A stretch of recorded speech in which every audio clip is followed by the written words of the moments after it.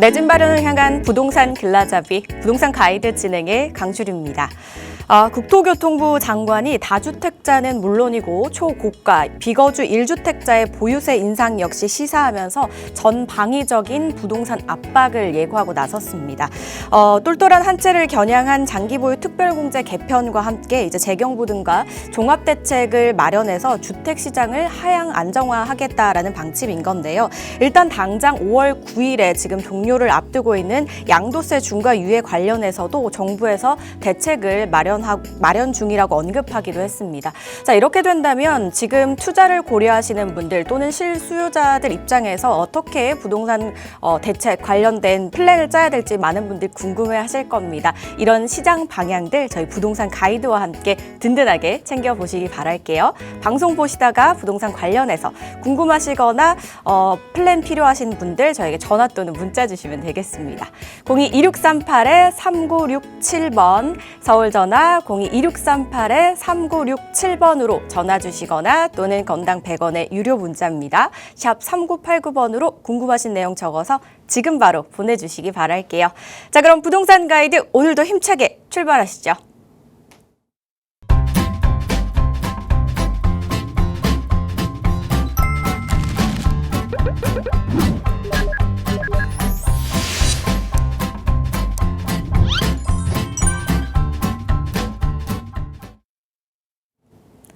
네, 부동산 가이드 목요일 문 활짝 열어볼게요. 오늘 저희와 함께 하실 분 바로 소개해드릴 텐데요. 오늘 처음 뵙는 분입니다. 바로 모셔보도록 할게요. 로엔리 중개법인의 최현수 이사와 함께합니다. 안녕하세요, 이사님. 안녕하십니까.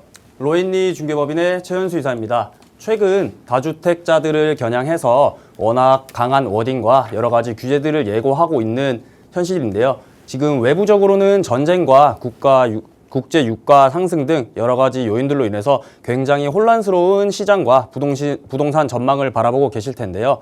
그래도 이 가운데서 분명히 기회는 존재합니다. 저희와 함께 이야기 들어보시면서 이 기회를 오늘 꼭 잡으실 수 있었으면 좋겠습니다. 감사합니다. 네, 앞으로 잘 부탁드리도록 하겠습니다. 이사님 말씀해 주신 대로 위기 속에 기회는 또 분명히 존재하잖아요. 그 기회를 찾게 해드릴 수 있는 게 저희의 역할이라고 생각합니다. 앞으로도 저희와 함께 다양한 이야기 나눠보시면서 나에게 맞는 전략 꼭 세워보시기 바랄게요. 저희 생방송 중에 전화, 문자 상담 활짝 열려 있지만 오프라인 자리도 준비하고 계시거든요. 어떤 자리인지 설명 좀 부탁드릴게요. 네, 저희 로엔리 중개법인에서 많은 분들이 고민하고 계실 부동산 문제 명쾌하게 해답을 드릴 수 있도록 세미나를 준비하고 있습니다. 금요일 오후 2시에 세미나를 준비하고 있으니 많은 고민거리 안고 오셔서 저희가 명쾌하게 해석할 수 있도록 잘 도와드리겠으니 세미나도 많은 참석 부탁드리겠습니다. 네, 마포구에서 진행이 된다고 하니까요. 관심 있으신 분들께서는요. 꼭 한번 참석을 해보시고요. 참석하셔서 부동산 관련된 다양한 인사이트들 얻어가 보시기 바랄게요. 문의사항은요. 02-2638-3967번과 샵 3989번으로 연락 주시면 되겠습니다. 저희는 잠시 후에 본격적으로 여러분들의 궁금증 하나씩 해결해 보도록 하고요. 그 전에 먼저 이슈 체크부터 한번 가보도록 하겠습니다. 최근에 이제 전세 매물 품귀 현상으로 월세 시대가 굉장히 확대가 되고 있습니다. 사실 전세라는 제도가 우리나라 부동산 시장에서 굉장히 장점이었는데 아쉽게 이제 월세로 확대가 되고 있는데 시장에서는 월세 비중이 벌써 70%를 육박하고 있다고 합니다. 왜 이런 현상이 발생했는지 저희 오늘 최현수 이사와 함께 이야기 나눠볼게요. 네, 최근 대출 규제와 더불어서 전세 품귀 현상이 일어나고 있다 보니 전세에서 월세로 전환을 하고 있는 비중이 굉장히 늘고 있는데요. 어떠한 이유 때문에 이러한 현상들이 벌어지고 있는지 제가 오늘 한번 분석해 보겠습니다. 네, 제가 제목은 금주의 부동산 뉴스 코멘트로 지어봤습니다. 네, 전세 매물 품귀와 월세에 대한 이야기를 한번 해볼 텐데요. 큰 타이틀을 먼저 한번 보시고 가시겠습니다. 여보, 대출이 안 나와서 월세로 가자. 서울 새 입주 아파트의 월세 비중이 70%에 육박한다는 내용인데요. 이 기사를 한번 보면 최근 전세의 월세화 속도가 빠르게 늘어나고 있는 가운데 새로 준공한 입주 아파트의 월세 계약이 급증하고 있다는 내용입니다. 이 이유를 한번 살펴보자고 하니 지난해 627 대출 규제로 소유권 이전부 소유권 이전 조건부 전세 대출이 금지된 것이 가장 큰 원인으로 분석이 되고 있습니다. 이 내용을 한번 보자면 기존에는 신축, 새 입주하는 아파트의 경우는 임대를 놓는다고 했을 때 대략적인 비중이 전세가 굉장히 많은 부분을 차지하고 있었습니다. 그런 와중에 지금 70%에 달하는 것으로 보여지는데 이 이유는 소유권 이전 조건부로 전세 대출이 막힌 영향이 가장 큽니다. 네, 내용을 조금 더 한번 살펴보면요. 국토교통부 실거래가 시스템에 신고된 서울 아파트 전월세 거래 내역을 분석해 보니 지난해 627 대출 규제 이후 서울에 입주한 새 아파트의 월세 비중이 평균 60%로 집계가 됐다라는 내용인데요. 이는 같은 기간 서울 아파트 전세 임대차 계약에서 월세가 차지하는 비중이 새 입주가 아니고 전체를 따지는 겁니다. 네. 그 비중이 45.8%인 것에 반해 14% 이상 높은 수치로 나와 있는 건데요. 그리고 이 전의 사례를 한번 보자면 마지막으로 실제 627 대책 이전인 24년 하반기에 입주한 서울 신축 아파트의 임대차를 분석을 해보니 입주 초기 전월세 계약 중 전세가 차지하는 비중은 73%에 달했습니다. 이 이야기가 뭐냐면 지금 전세 대출 자체가 막히다 보니 어쩔 수 없이 새로 들어가는 신축 아파트의 경우에도 월세로의 전환이 굉장히 높아지고 있다는 얘기인데요. 예전에 같은 경우는 70% 정도가 전세였다면 지금은 새로 들어가는 아파트의 임대차가 월세로 70%를 달성하고 있다는 얘기입니다. 네. 그리고 추가로 더 보실 것이 전세 매물 품귀 현상과 월세에 대한 내용인데요. 첫 번째 큰 타이틀을 보시겠습니다. 전세 매물 품귀로 인해 지금 서울 전세값이 56주 연속 상승을 하고 있다는 내용인데요. 이 내용은 서울 아파트 전세 가격 변동 제가 그래프를 준비를 해봤습니다. 지금 서울의 경우는 전세값이 앞서서 말씀드린 것과 같이 56주 연속 상승을 하고 있다는 내용인데요. 이 내용 자체가 전세 매물 자체가 품귀 현상을 겪고 있다 보니 계속해서 전세 가격 자체가 오르고 있는 모습이고요. 이렇게 전세 가격이 오르는 것도 앞서서 말씀드렸던 월세로의 전환에 대한 이야기도 답이 될 수 있습니다. 네. 이런 가운데 과거 구조와 현재의 구조를 한번 비교를 해보실 텐데요. 과거의 경우는 대출이 충분히 가능했기 때문에 집주인이 세입자의 전세 보증금을 받음으로써 분양대금이나 매매대금에 잔금을 지급을 했었습니다. 하지만 규제가 시작되고 난 이후에 세입자가 전세 대출을 어려워하니 전세금이 부족하게 되고 그 금액만큼을 부족분을 월세로 전환하고 있는 모습인데요. 그러다 보니 저희가 실제로 진행을 할 때 전세에서 반전세로 이동이 되고 반전세에서는 앞으로 더욱더 월세로 전환될 가능성이 높아 보입니다. 월세 비중이 높아지다 보니 그에 따라서 월세 가격 자체도 계속해서 급증될 것으로 보이고요. 이렇게 대출 규제가 유지가 된다면 앞으로 월세 비중은 더욱더 가속화되며 월세 가격도 좀 높아질 예정으로 보여집니다. 네. 그리고 다주택자가 만든 구조 변화인데요. 전세 공급 감소. 앞서서 말씀을 드렸듯이 지금 전세 매물 자체가 품귀 현상을 겪고 있습니다. 그 이유는 다주택자가 만든 구조 변화인데요. 시청자 여러분들이 보고 계실 때 흔히들 다주택자 규제라고 하시면 나는 해당 사항이 없겠지, 나는 다주택자가 아니야 라고 생각을 많이 하실 텐데요. 이 시장 반응은 그렇지가 않습니다. 과거의 구조를 봤을 때 다주택자 분들이 여러 채를 보유를 하시면 한 채 정도는 실거주를 하시고 나머지 여러 채 중에 남아있는 부분은 전세를 놓거나 임대를 놓는 형태가 가장 많았습니다. 하지만 규제가 시작되고 난 이유를 보면 세금 부담이 굉장히 증가가 되고 그리고 최근에 매입을 하는 곳들은 거의 대부분이 토지거래 허가이기 때문에 실거주 요건이 추가가 됩니다. 그렇기 때문에 이런 현상을 겪고 나면 신규 투자 자체가 감소를 하고요. 전세 공급 감소로 이어지는 결과를 낳고 있는데요. 이렇게 다주택자를 규제를 했는데 무주택자 혹은 1주택자 분들이 이런 시장에서 전세 공급 감소라는 현상을 겪고 계신 겁니다.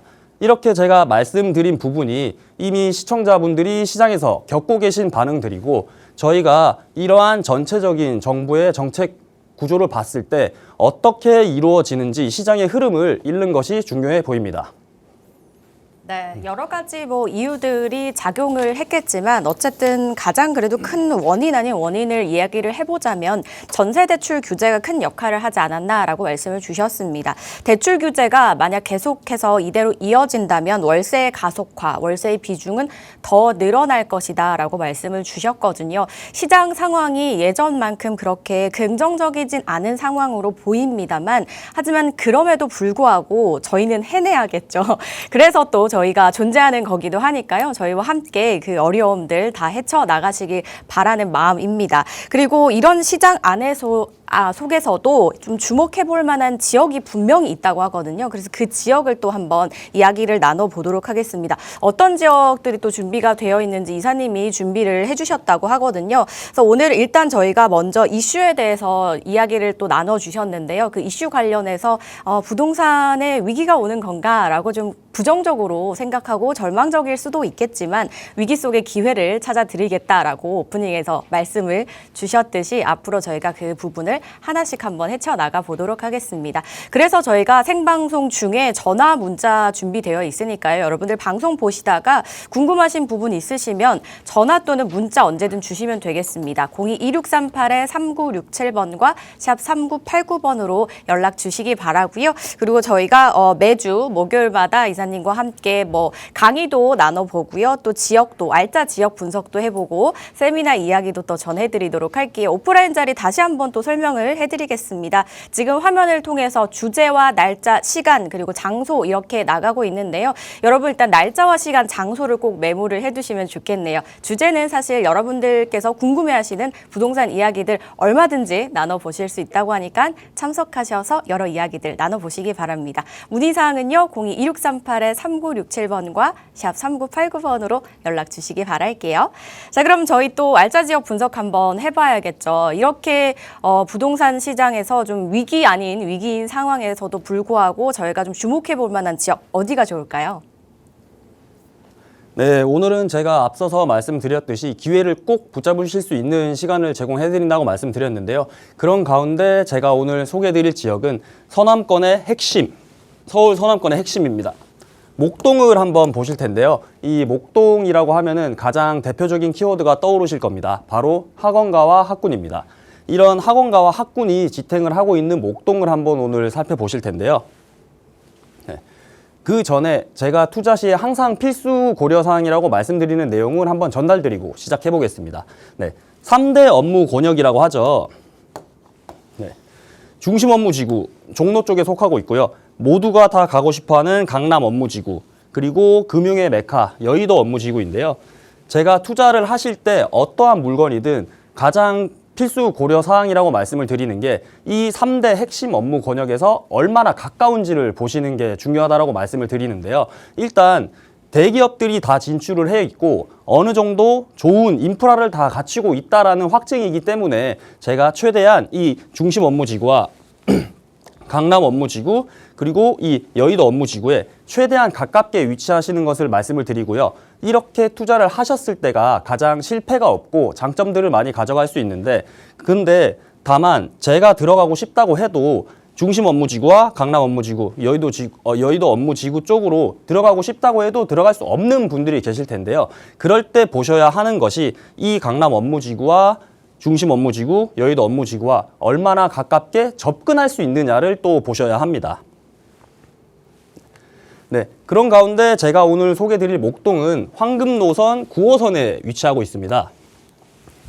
직장인들이 가장 선호하는 노선이죠. 9호선과 2호선을 대표적으로 꼽을 수 있겠는데요.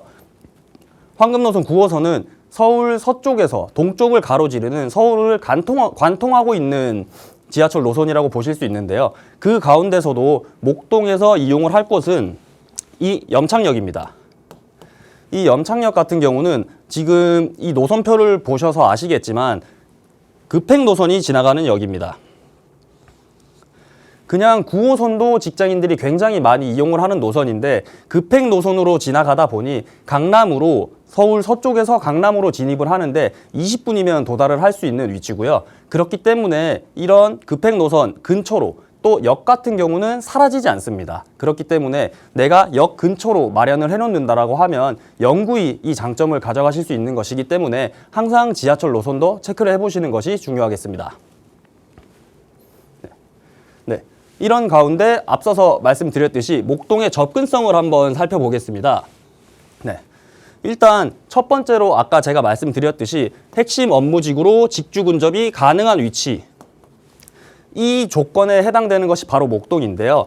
이 염창역에서 서울 강남까지 불과 20분밖에 걸리지 않고 중구 쪽 중심 업무지구로도 20분밖에 걸리지 않습니다. 그리고 여의도는 워낙 가깝죠. 10분 내외로 이동이 가능하고 이렇게 큰 새 업무지구로의 접근성도 굉장히 훌륭하고 용산이 또 있죠. 용산에서 15분. 그리고 또 마포로의 접근도 굉장히 좋습니다. 그리고 추가로 저희가 더 볼 수 있는 것이 바로 마곡입니다. 마곡으로의 접근성도 굉장히 뛰어나기 때문에 목동 자체의 거주 여건은 굉장히 훌륭하다라고 보실 수 있고요.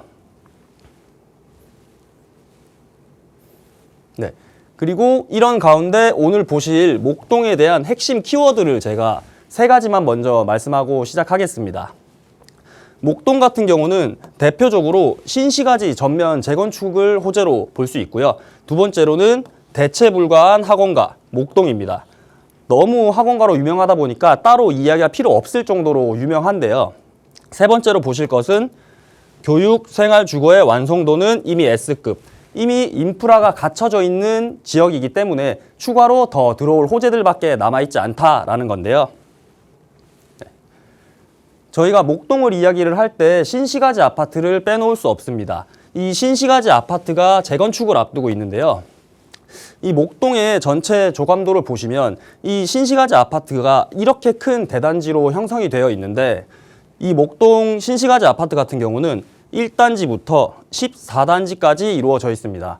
이 목동 같은 경우는 기존에는 염창역 아래쪽에 구시가지라고 해서 그쪽이 도심의 역할을 해왔었습니다. 그런데 80년도를 기점으로 이 목동 신시가지 아파트 대단지가 조성이 되고 나서는 이 신시가지 아파트 쪽으로 인프라가 몰리기 시작하면서 지금 많이들 인식하고 계신 학원가와 대형 병원, 쇼핑몰 등 이런 것들이 다 신시가지 아파트로 몰려있다고 보실 수 있는데요. 이 신시가지 아파트가 80년도에 준공이 되었기 때문에 지금 현재 40년이 지난 지금 재건축을 앞두고 있습니다. 그러다 보니 굉장히 큰 호재로 작용을 하고 있고 신시가지 아파트 재건축의 현황을 한번 보시면 기존에 1단지부터 14단지까지 약 2만 6천 세대가 거주를 하고 있었습니다. 그런데 재건축을 하고 나서는 약 5만 세대의 미니 신도시가 탄생할 것으로 보이는데요. 이 규모를 한번 보면 각 층별로 49층까지 신축 규모가 잡혀 있습니다. 굉장히 고층으로 지어질 예정이고 저희가 이 재건축을 바라봤을 때 이미 학원가의 인프라가 깔려 있고 이 기대 심리가 더해지다 보니 지금 목동 신시가지 아파트 시세 같은 경우는 굉장히 고가를 자랑하고 있습니다. 30억 초반에서 40억까지 훌쩍 바라보고 있는 모습인데요. 이게 단순한 아파트 시세가 아니고 이미 갖춰져 있는 인프라에 재건축에 대한 기대 심리 그리고 학원가 때문에 이 아파트 가격을 지탱하고 있다라고 말씀을 드릴 수 있는데요. 제가 재건축이나 재개발을 바라보실 때 항상 먼저 보라고 말씀을 드리는 것이 주변 아파트 시세입니다. 재개발 물건을 투자하실 때는 주변 아파트 시세를 보면서 이 내가 투자를 할 곳이 어느 정도 갈 것이다라는 것을 이제 예측을 할 수 있기 때문에 신시가지 아파트 시세를 한번 말씀을 드렸고요. 그리고 드디어 나왔습니다. 학원가와 학군, 목동입니다. 서울 학원가의 계급도를 한번 보실 텐데요. 1티어에는 대치동과 목동이 위치하고 있습니다. 2티어 같은 경우는 반포, 서초와 중계동인데요.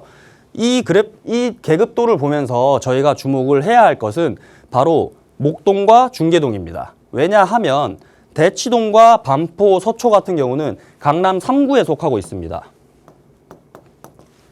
이미 교육열이 굉장히 높고 인프라가 갖춰져 있는 고급 단지다 보니 저희가 바라볼 것은 목동과 중계동인데요. 이 목동과 중계동은 아파트 가격을 지탱하고 있는 이유가 학원가라고 할 만큼 학원가가 굉장히 대표되는 상권이고요.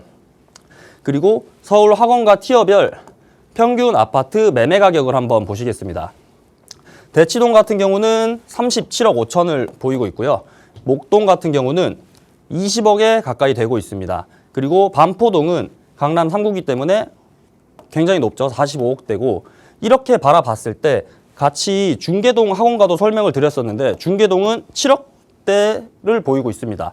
이런 가격만 보셔도 목동의 기대치가 얼마나 높은지 그리고 목동을 지탱하고 있는 이 학원가와 학군이 얼마나 큰 프리미엄을 형성하고 있는지 보실 수 있습니다. 그런 가운데 제가 오늘 추천을 드리고 분석을 해볼 지역은 목동 구시가지입니다. 이 목동 구시가지의 히스토리를 한번 살펴보실 텐데요. 목동 구시가지 뉴타운 추진한다. 제가 기사를 하나 가져와 봤는데 이 기사가 2006년 기사입니다. 2006년 당시에는 지금처럼 SNS가 발달하지 않았기 때문에 이런 뉴스와 기사를 통해서 소식들을 많이 접하셨을 텐데요. 양천구청이 타당성 영역 조사를 착수를 한다. 이러한 뉴타운으로 진행을 하겠다라는 소식만으로 이 주변 개발 기대감으로 인해서 주변에 속해 있던 이 구역 내에 들어오고 있던 빌라들이 가격이 각 2배가량 상승을 했습니다.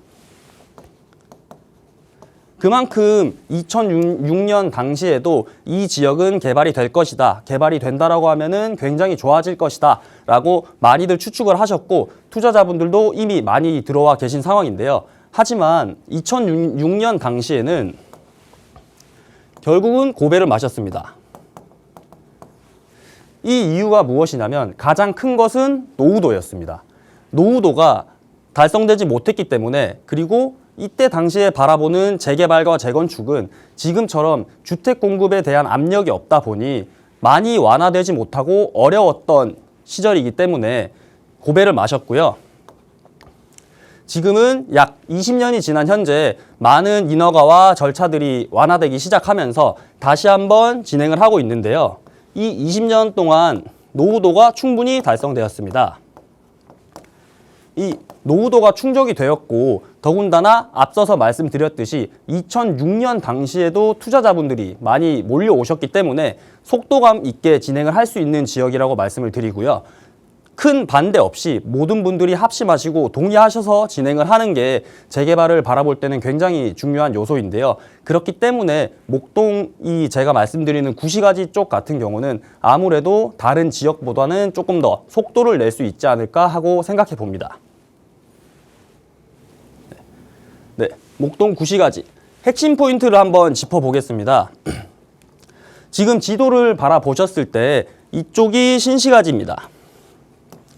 신시가지 아파트는 재건축을 다 진행을 하고 있고 저희가 지도만 봤을 때도 조금 눈치가 빠르거나 재개발 쪽을 공부를 많이 하신 분들이면 어느 쪽을 투자를 해야겠다라고 바로 보이실 텐데요. 제가 오늘 말씀드릴 위치는 이 염창역 아래쪽입니다.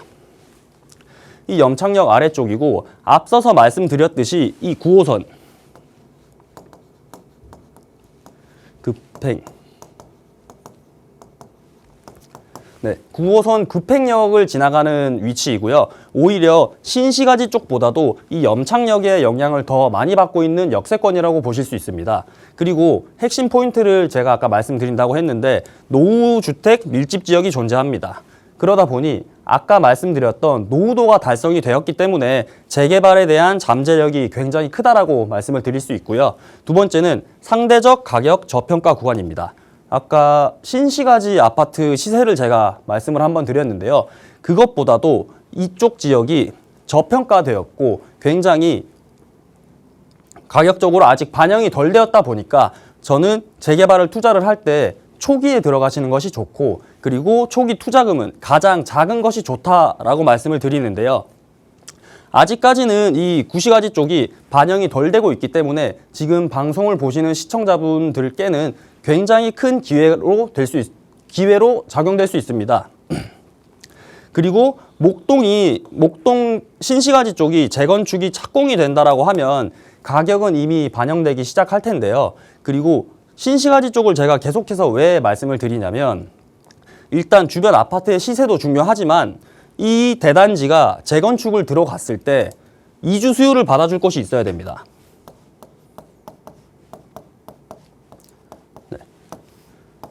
네, 이 이주 수요를 받아줄 곳이 필요하다는 게 왜 중요하냐면 이 목동 신시가지 같은 경우는 앞서서 말씀드렸듯이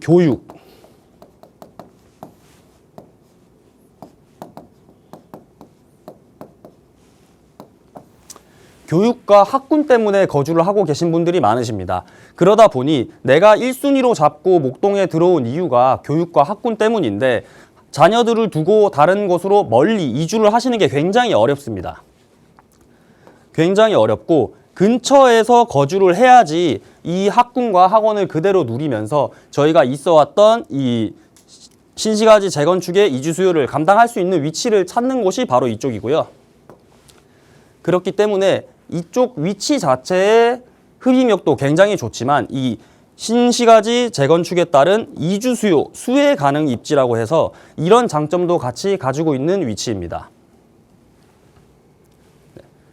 그리고 마지막으로 보실 것은 6억 원 이하 소형주택입니다.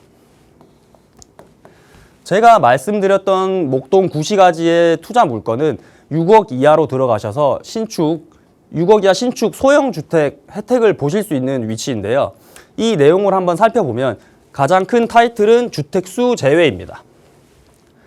대상은 다가구, 다세대, 도시형 생활주택, 주거용 오피스텔. 면적 같은 경우는 전용 60제곱 이하입니다. 금액은 수도권에서 6억 원 이하까지 가능하고요. 기간 및 절세를 한번 알아보면 27년 12월 중공분까지입니다. 보실 수 있는 혜택은 취득세와 보유세, 양도세. 보유세와 양도세 같은 경우는 기간 제한 없이 주택수에서 제외됩니다. 그렇기 때문에 지금 정부에서 굉장히 겨냥을 하고 강한 워딩들과 규제를 예고하고 있는 와중에 특히 다주택자분들은 취득세, 종부세, 양도세 측면에서 주택수에서 빠지다 보니까 굉장한 메리트로 작용을 할 수 있고요. 이 세제 혜택은 앞서서 말씀드렸듯이 27년 12월을 마지막으로 종료될 예정이기 때문에 속도감 있게 접근을 하시는 것도 하나의 전략이 될 것 같습니다. 앞서서 말씀드렸던 기회를 잡으라고 제가 말씀을 드렸는데요. 이렇게 목동에 굉장히 큰 신시가지라는 호재와 많은 여건들로 인해서 투자 가치가 충분히 있는 곳이니까 여러분들도 기회를 꼭 잡으실 수 있었으면 좋겠습니다. 네, 여러분들 이제 부동산, 그러니까 집을 고르실 때 가장 먼저 보시는 게 뭘까요? 바로 입지겠죠. 입지 안에는 이동이 굉장히 좀 편리하고 또 내가 일하는 직장과 가까운지 이런 여러 가지 요건들이 있는데 그 부분을 굉장히 중요하게 보실 겁니다. 우리나라에는 대표적인 3대 업무지구가 있잖아요. 여의도, 강남, 그리고 이제 중구 쪽인 도심 이렇게 세 곳이 있는데 이 지역들을 빠르게 갈 수 있다면 정말 삶의 질이 달라질 겁니다. 그래서 많은 분들이 이제 선호하는 지역들이 좀 있으신데 그 중에 하나인 목동을 오늘 소개해 주셨습니다. 목동도 사실 시세가 굉장히 좀 높아서 들어가고 싶어도 좀 쉽게 들어갈 수 있는 그런 곳은 아닌 이미지가 있잖아요. 그런데 그 틈새 시장이 있다고 합니다. 신시가지와 구시가지가 이렇게 있는데 구시가지가 현재 좀 저평가가 되어 있고요. 앞으로 많은 가능성을 품고 있다고 하니까 좀 관심 있게 지켜보면 좋겠다라고 말씀을 주셨어요. 그리고 목동은 말씀드리지 않아도 가장 유명한 게 이제 또 학군을 꼽을 수가 있겠는데 그 학군에 좀 살짝 가려져 있는 교통도 있었습니다. 교통도 황금 노선이라고 불리는 9호선이 이제 지나가서 직주 근접과 자녀들의 교육까지 두 마리 토끼를 잡을 수 있는 곳이라고 하니까 많은 분들 한번 관심 있게 또 지켜보시길 바랄게요. 이런 부분 관련해서 좀 자세하게 이야기 나누고 싶다 하시는 분들, 나에게 맞는 전략 한번 세워보고 싶다 하시는 분들은 오프라인 자리 꼭 활용해 보시기 바랄게요. 화면을 통해 통해서 저희 주제와 날짜, 시간, 장소 이렇게 나가고 있으니까요. 날짜, 시간, 장소 꼭 메모해 두셨다가 문의사항은요. 02-2638-3967번과 샵 3989번으로 연락 주시기 바라겠습니다. 저 이렇게 이슈와 지역까지 한번 분석을 해봤고요. 이번에는 여러분들의 고민들 하나씩 한번 또 해결해 봐야겠죠. 저희 문자 상담 한번 만나보도록 할게요. 첫 번째 문자는요. 7284님께서 보내주셨습니다. 현재 영등포 자가에 거주하고 있는 1주택자입니다. 여유자금을 한 3억에서 4억 정도 보유를 하고 있는데요. 아파트 투자는 이제 금액이 적어서 좀 불가능할 것 같고요. 서울 일대 재개발 투자처 가능한 곳이 있을까요? 라고 문의를 주셨습니다. 지금 가지고 계시는 여유자금으로 아파트보다는 앞으로 미래 가능성이 높은 이 재개발 지역을 원하시거든요. 어디를 한번 살펴보시면 좋을까요? 네, 일단은 정리를 한번 해보면 영등포 쪽에 거주를 하시고요. 1주택을 보유하고 계시다고 하셨습니다. 네. 영등포 쪽에 거주를 하시고 1주택을 보유하고 계시다고 하셨는데요. 금액은 3억에서 4억. 이 가운데 하나를 실거주용으로 보유를 하고 계시다 보니 3, 4억으로 당장의 아파트를 사기에는 너무 금액이 가벼울 수밖에 없고, 이렇게 들어간다고 하셨을 때 저는 재개발 예정지에다가 투자를 하셔서 추후에 시세 차익도 보시고 혹시나 이주가 가능하시면 이주가 가능한 대로 그런 위치로 보시는 것이 가장 중요하다고 말씀을 드리는데요. 그러면 앞서서 말씀드렸던 지금 금액대가 3, 4억 정도라고 하셨는데, 그러면 마포를 보시는 선택지는 굉장히 훌륭하다고 생각이 됩니다. 마포 같은 경우는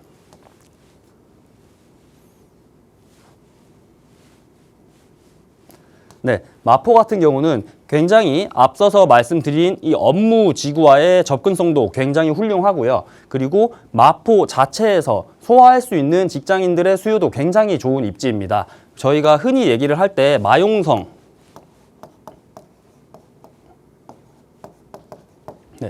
이중에 투자를 하겠다라고 생각을 하시는 것은 굉장히 좋은 판단이라고 생각이 되고요. 그 중에서도 저는 그러면 마포를 바라보겠다라고 하셨는데 3, 4억으로 어디를 갈 수 있느냐, 이것도 굉장히 중요하다고 생각이 드는데요. 제가 오늘 마포 쪽에서 보실 만한 그 금액대에 해당하는 3가지 지역 정도를 한번 추천을 드려보겠습니다.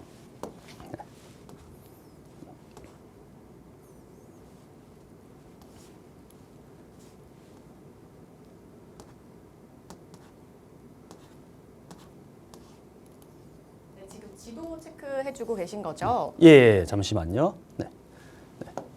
네, 이렇게 바라보실 때 지금 마포 도화동입니다. 제가 첫 번째로 추천드릴 곳은 도화동이고요. 이 도화동 같은 경우는 굉장히 큰 아파트 단지들이 이미 들어와 있는 곳입니다. 그리고 앞쪽으로는 상권이 존재해가지고요. 생활 인프라가 굉장히 풍부한 지역이고, 이쪽 같은 경우는 아까 말씀드렸듯이 지도를 조금 볼 줄 아시는 분, 재개발의 분석에 유능하신 분들은 어디 쪽에 투자를 하겠다라고 하시는 게 벌써 지도를 보셨을 때만 하시더라도 분석이 끝나셨을 텐데요. 제가 오늘 말씀드리는 위치는 이쪽입니다. 이쪽 도화동을 보셔야 된다고 제가 말씀을 드리고, 앞서서 3억에서 4억 정도 투자 금액으로 어디를 가는 게 좋을까요?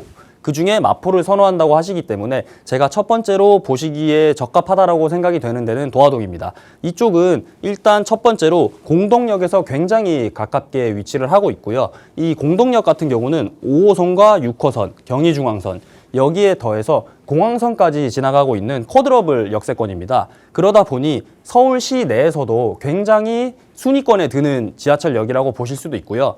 가장 중요한 점은 이 공덕역은 없어지지 않습니다. 그렇기 때문에 저희가 이 역세권에 해당하는 장점을 영구히 가져갈 수 있다라고 보실 수 있는 지역이고요. 그리고 이 도화동에 대해서 조금 더 말씀을 드리자면, 도화동 같은 경우는 이렇게 나비 모양으로 지금 구성이 되어 있는데요. 이쪽 지역이 기존에는 이렇게 딱 잘라서 A구역, B구역 이렇게 나눠서 각기 다른 재개발 진행을 했었습니다. 하지만 현재는 사업성을 많이 높이기 위해서 하나로 합쳐서 진행을 하고 있는데요. 그러다 보니 지금 진행이 될 재개발 방향으로는 신속, 그리고 빼놓을 수 없죠. 역과 가깝기 때문에 역세권 활성화로 추진이 될 예정입니다. 어떠한 방향으로 정해지든 입지 자체가 굉장히 훌륭하기 때문에 언젠가는 진행이 된다라고 하면 충분히 시세 차익을 보실 수 있고, 나중에 혹시나 아파트를 받게 되셨을 때 실거주를 하시기에도 굉장히 좋은 여건이라고 말씀을 드릴 수 있고요. 두 번째로 마포에서 보실 곳은 용광동입니다. 이 용광동을 보시는 것을 또 추천을 드릴 수 있겠는데요. 이 용광동 같은 경우는 굉장히 큰 장점이 존재하고 있는 위치입니다. 이 한강을 공유할 수 있습니다. 최근 한강에 대한 밸류가 갈수록 높아지고 있죠. 지금 서울 쪽에서 한강을 끼고 있다는 것은 굉장히 큰 장점으로 존재를 합니다. 위쪽부터 흘러오는 한강 따라서 저희가 한강 남쪽으로 투자를 할 수 있다면 굉장히 좋겠는데요. 그러기에는 금액대가 굉장히 높습니다. 그렇기 때문에 지금 한강 남쪽으로 투자를 하시는 것보다는 북쪽으로도 많이 보고 계신 상황인데요. 그렇게 해서 지금 대두되는 곳이 이 용광동 쪽과 많이들 들어보셨을 광진구 자양동 쪽을 많이들 투자를 하고 계실 겁니다.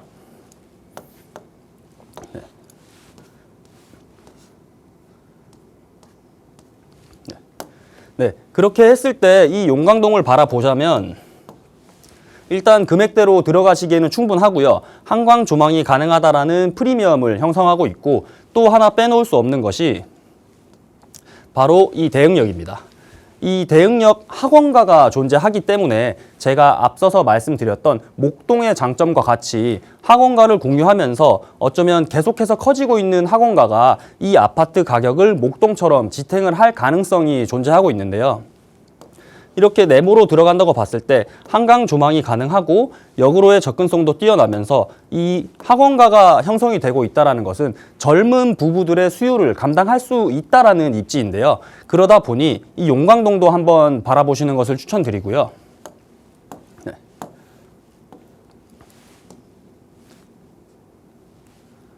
네, 마지막 세 번째로 바라보실 곳은 아까 신수 13구역을 보셨다고 말씀을 해주셔서 신수 2구역을 말씀드리겠습니다. 네, 이 신수 2구역 같은 경우는 굉장히 큰 장점이 있는 입지인데요. 그 입지가 여러분들이 생각하시는 것과는 좀 반대로 바로 노후도입니다.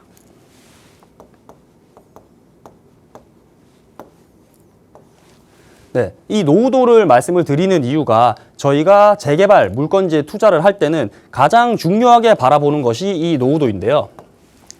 왜냐하면 노후도가 많이 된 지역일수록 더욱더 빠르게 재개발을 진행해야 된다라는 기준이 잡혀 있기 때문에 이 노후도가 확보되어 있는 지역을 바라보시는 것이 굉장히 중요하고요. 이 신수 2구역 같은 경우는 마포구 내 그리고 서울 내에서도 굉장히 높은 노후도라고 할 수 있는 90%대를 보이고 있습니다. 이 90%대를 달성하게 된 연유를 좀 살펴보자면 이 신수 2구역 같은 경우는 예전에도 정비 사업에 대한 기대가 굉장히 많았던 입지입니다. 그러다 보니 예전부터 진행을 하려다가 못하고 이랬던 입지인데요.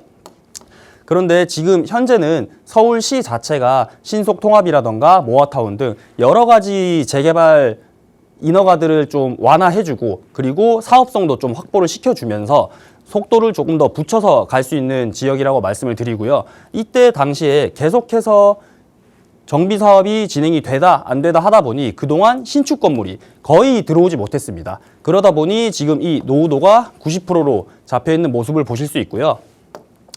그러면 제가 오늘 세 가지를 말씀을 드렸는데요. 전체적으로 정리를 한번 해보겠습니다.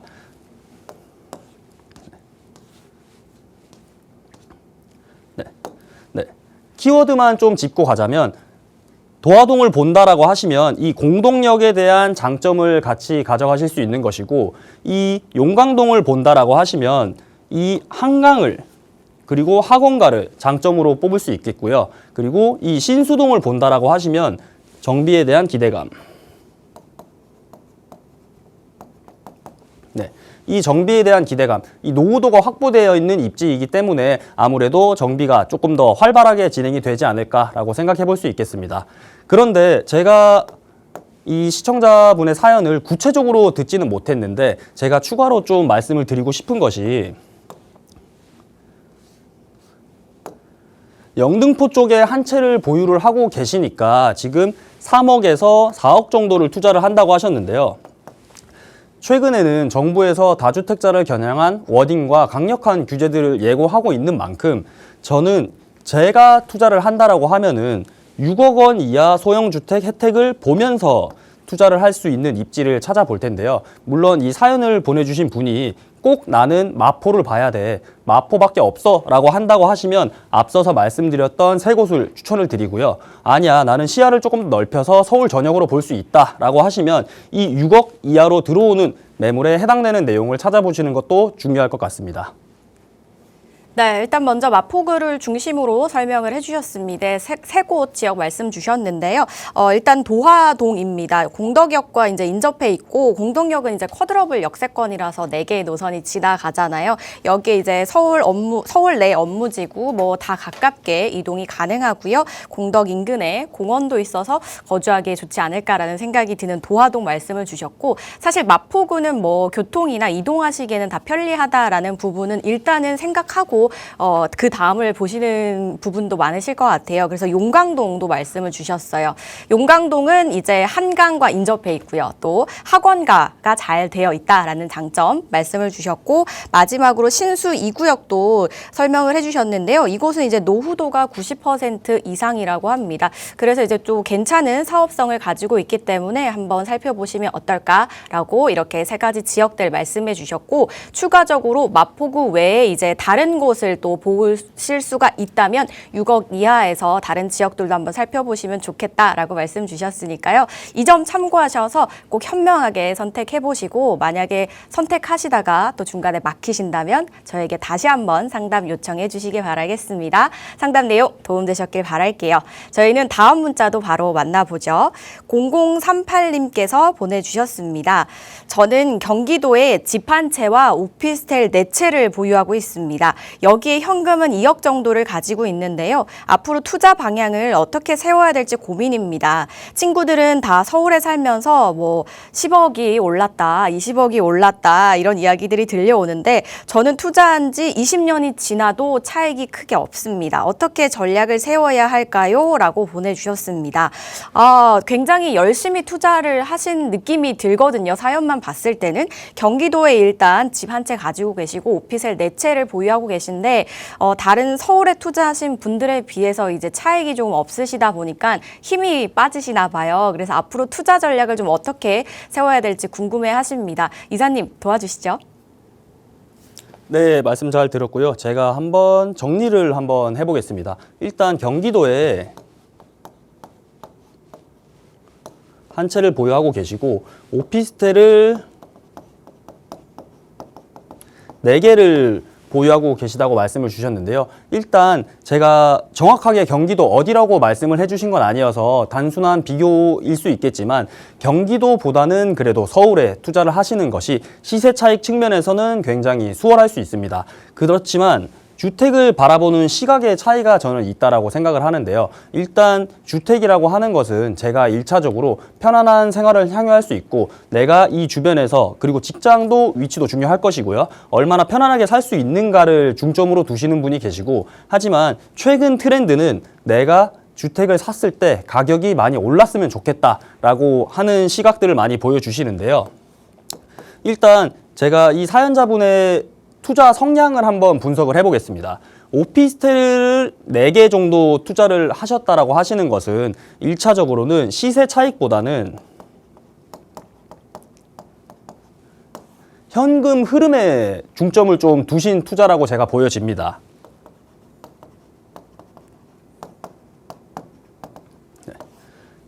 이 현금 흐름에 중점을 두셨다라고 생각이 되는 이유가 뭐냐면, 일단 기본적으로 오피스텔이라고 하시는 것은 최대한 수익을 많이 내기 위한 투자라고 보실 수 있는데요. 한 달에 내가 월세를 받으면서 이 현금 흐름을 확보해서 다른 쪽에 사용을 하시거나 생활비로 쓰시거나 이런 투자를 하신 걸로 보여지는데요. 아쉽게도 다른 건물들에 비해서는 이 오피스텔에 투자를 하셨기 때문에 시세 차익보다는 아무래도 수익형으로 지금 포트폴리오를 짜신 걸로 보여지고요. 저희가 부동산을 투자를 할 때 중요한 것이 항상 구분을 하셔야 됩니다. 시세 차익을 내가 보겠다. 아니면 수익형을 보겠다. 왜냐하면 시세 차익은 시간이 흘러야지 가능한 것이고요. 이 수익형 같은 경우는 당장에 나한테 수익을 가져다 줄 수 있는 것이기 때문에 많은 분들이 고민을 하시는데요. 이것은 뭐가 맞다라고 말씀을 드리기는 어렵고 예전에 투자를 하셨을 때 시세 차익보다는 수익에 집중을 했다라고 보여지고요. 그런데 지금 나는 경기도에 아파트를 들고 있었는데 서울에 주택을 가지고 있는 주변 사람들을 보니 조금 이제서는 시세 차익을 좀 바라보시는 것 같아요.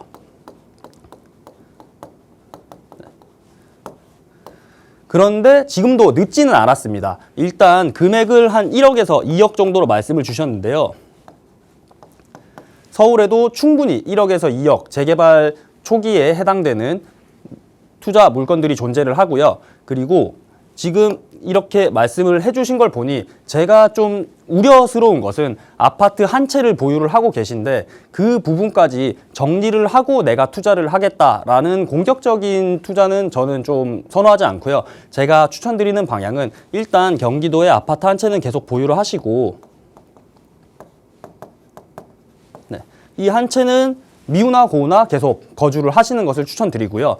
밑에 가지고 계신 오피스텔 오피스텔 4개 같은 경우는 시간이 지나면서 차차 정리를 하시는 게 좋다라고 보여집니다. 수익형으로 계속 가져가고 싶다라고 하시면은 계속 가져가셔도 되는데 나는 이제는 시세 차익을 좀 보고 싶어라고 하시는 분들이라면 지금 가지고 계신 1억에서 2억 정도라고 하셨는데요. 여기에 시드머니를 더해서 나머지 서울 투자지를 찾아보셔도 되고요. 아니면 지금 이 1, 2억으로 제가 아까 말씀드렸던 목동도 충분히 지금 진입이 가능한 구간이고요. 나머지 지역들도 굉장히 추천드릴 곳이 많기 때문에 이 1, 2억으로 투자를 하시거나 두 번째 방안으로는 이 오피스텔을 다 매도를 하시고 시드머니를 확보를 하셔가지고 나머지 서울에 조금 더 크고 이것보다는 투자 금액이 더 모여 있을 때 볼 수 있는 지역을 보시는 것도 저는 추천드리겠습니다.